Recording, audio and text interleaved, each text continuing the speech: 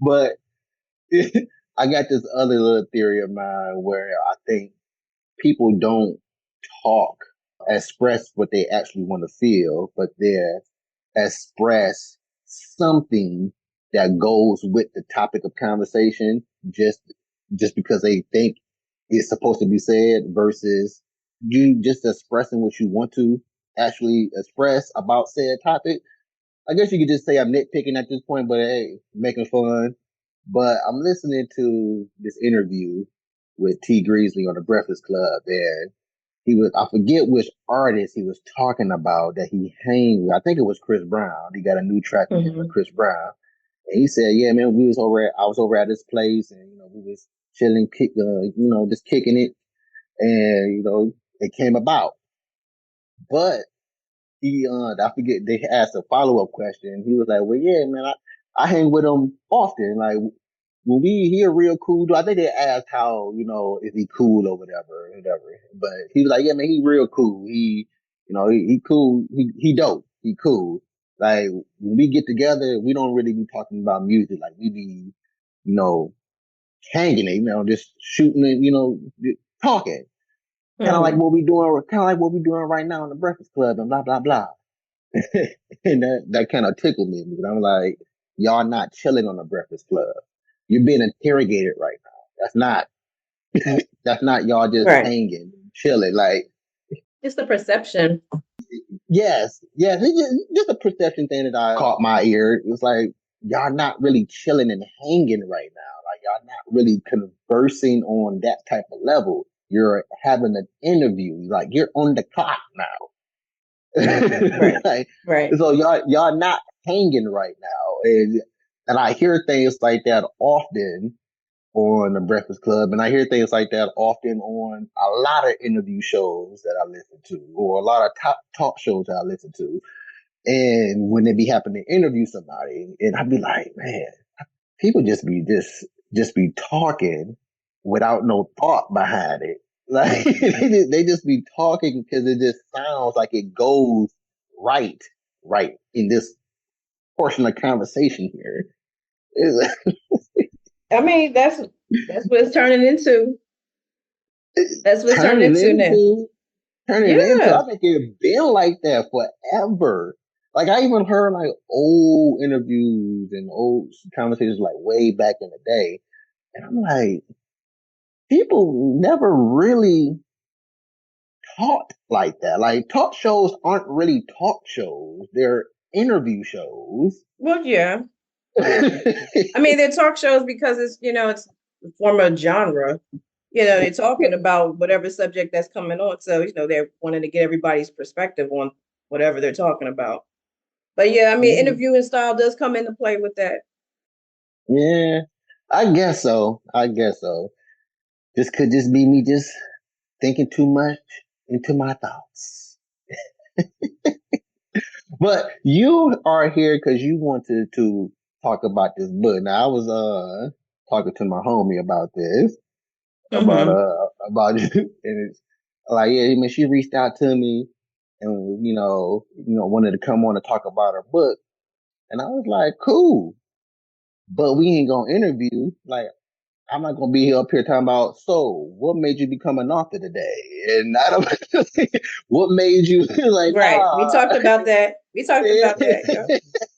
Like, no, I don't want to know about that. But we are here to talk about your book, and that's cool. You showed me what was that? A trailer of what again?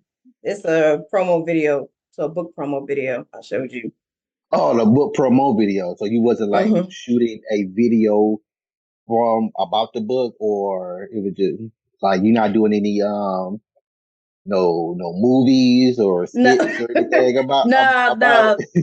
That was just really a video promotional, or promotional video. I'm saying it backwards. Yeah, promotional video just to get you interested in the book. But it's similar to like like what it would be like a movie trailer. That's a book trailer. Yeah, it was dope. It was cool. I was like, oh, heck yeah. Yeah, we gotta have her come on. Danielle, come on down.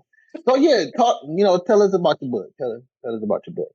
So my book, just to let you know, and I'm going to tell you how I became author in the first place. You ain't got to ask. I'm gonna say it anyway. So, I am a DV survivor. So, and I, went through 9 year situation and got myself out of it, filed for my divorce, and just went through a lot of things with that. So with this book, it was really more so trying to understand what happened to me, and it turned into a research book. I got Mm-hmm. onto this online research academy called Polygence, and I was given this amazing mentor, Isabella, who she's herself is a neuroscience grad student.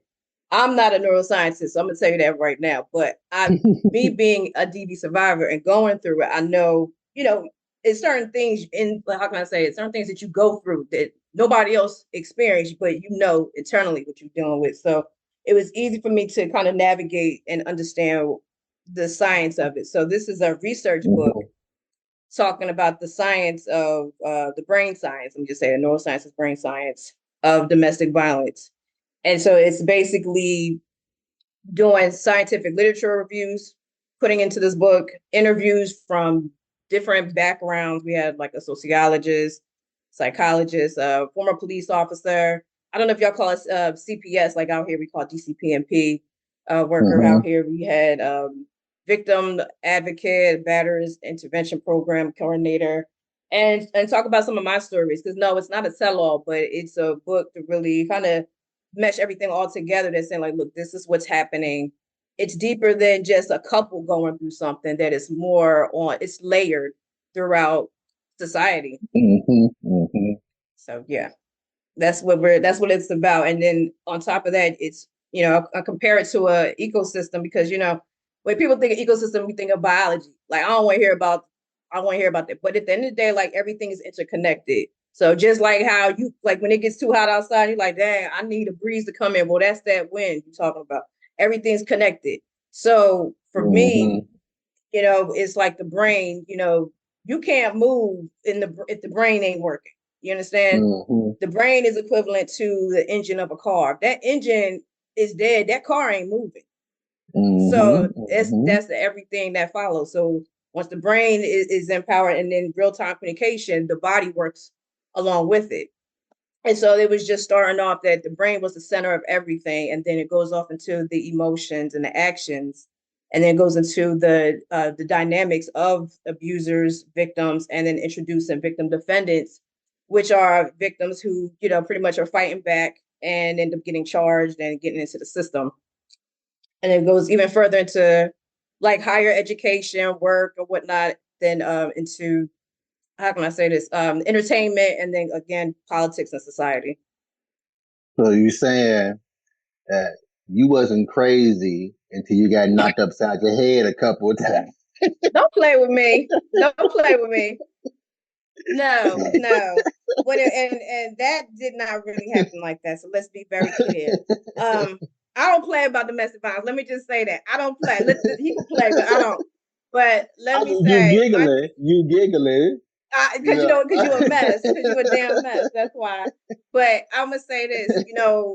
The thing I'm gonna tell you, but even though I'm laughing, it's you onto something. It will make you feel like you crazy Mm-hmm. because you got people out here that'll make you feel like, am I losing my damn mind here? Am I really?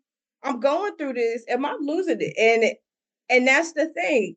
I can't be crazy on my own if someone's inflicting their pain and craziness onto me. And that's the Absolutely. thing. So I think that with all of that, the feelings of going through the whole situation, and I think I've told you, he was the kind of person that was wearing the stop domestic violence bracelets and or playing gospel music while in the jail. You know what I mean? Like you put on this charade, like as if you're this victim, and yeah, I'm the one going through it. So I feel like with other victims and victim defendants who have gone through this and future ones, because it ain't ending anytime soon. The way things are going in this country, that it's like here is something for um here's something for everybody to understand it, because it's not that I'm even though it's a book about men abusers and women victims, I'm not against men, I'm not against fathers or husbands, I'm against abusers who terrorize families and, Hmm. Hmm. destroy women in the process, destroy their victims while trying to, build off of whatever they're trying to do just to exploit and control. So I'm be 100% clear on that. Oh yeah, yeah, that's cool. That's what actually, caught my interest, what you're saying, not the physical abuse of Right. it. It's the Right. mental thing what caught my attention because yeah, a lot of people, if it ain't nothing physical, then it ain't nothing what it is you talking about with a lot of Right. people. Like, it ain't nothing going on. I don't see nothing swollen on you. What you Right. talking about? Sometimes it ain't even got to be no physical whatsoever. It could just be the verbal. Right. But And just see, that's crazy though. That's crazy. Go ahead. no, go ahead, It's go, crazy. go. No, because my thing is that they're not going to sit there and say, hey, I want to beat you and then punch you in the face. Like, it don't Hmm. work like that. Like, oh, you want to be my girl, hey, and then I'm gonna knock you, throw you down the steps. That's not how that works. You know what I mean? I'm Hmm. not. I'm not dating Mike Myers. I'm not dating no Freddy Krueger. You know what I mean? Type. I'm dating somebody that is disguised to look like what I think he thinks I want him to be. You know what I mean? Mm. Because the thing is, I want to Ooh, be that's a very nice one. I clear. like that. No, because I want to be very clear. Because the thing is, I've heard a lot of people saying, "Hey, you chose this person." Let me tell you something. You chose. Let me say that you chose a steakhouse. You went to a steakhouse and you chose steak, right? All Hmm. right, T-bone steak. That's what you chose, right? Okay, that's what's on the menu, right? All right, a T-bone steak. Okay, then the waiter happens to go and get you. All right, we're gonna get you your steak. You ready? You excited for it? Then they go in the dumpster and give you some kitty litter from the daggone trash and bring. This is our T-bone steak. Is that what you want on your plate? Is that? It's like, oh, we didn't get you the. All right, well, let me go back and get it. You upset about that, and then you come back. Are they gonna give you a half a T-bone steak, but it's eaten? Like, I mean, this is the kind of stuff that's being Hmm. presented. You being presented as somebody choosing to be this way before it's revealed who they really are. I didn't know he was, Exactly. this kind of person. But I didn't choose that kind of person. I thought he was a generous type of person, a caring type of person, and then but he over time eventually he revealed himself to be somebody completely different than what he was in the beginning, and that's what's missing out here. People don't understand that part of it. Hmm. Yeah, yeah, because yeah, I chose this person, but it turns out if you listen to me, I chose the character this person portrayed to me, not Right. the actual person. Like a lot of us, now I do think that humanity are partial masochists. I Like believe that. I do believe I think about that often recently that humanity for some reason seemed to like pain, but at the same time, I don't think they like pain to the degree of I'm going to choose the person that will beat on me. Right. I Like, I don't mean, think and it's the thing is, yeah, no, no, go ahead, keep going.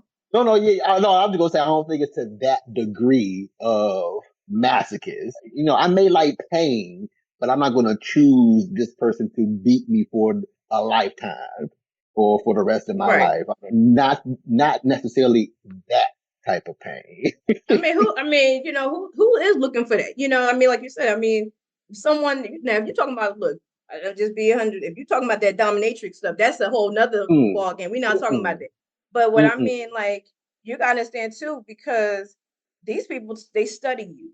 You got people that study you and watch your Yep, character and watch how yep. you move and watch your insecurities and watch your vulnerability and see, yeah, I'm gonna maneuver this way, and that's what they're doing. You know what I mean? You got that kind of situation happening, and it turns out it could be your best friend. It could be, someone that you grew up with, someone that you just happen to click with over certain things. And I think that that's where it's missing. Like the person that was my abuser, like another person may not find him attractive, or may not say like, "Oh, I could have peeped him." All right, well, he may not come in that package. The person that may be Exactly. abusing you, it could be a whole nother package that you was like, oh, he fine or she fine, and you know what? I'm gonna give him my number, and hopefully this something work out of it. You know what I mean? So it's like it's not a one size fits all situation. You know what I mean? Exactly. I could have peeped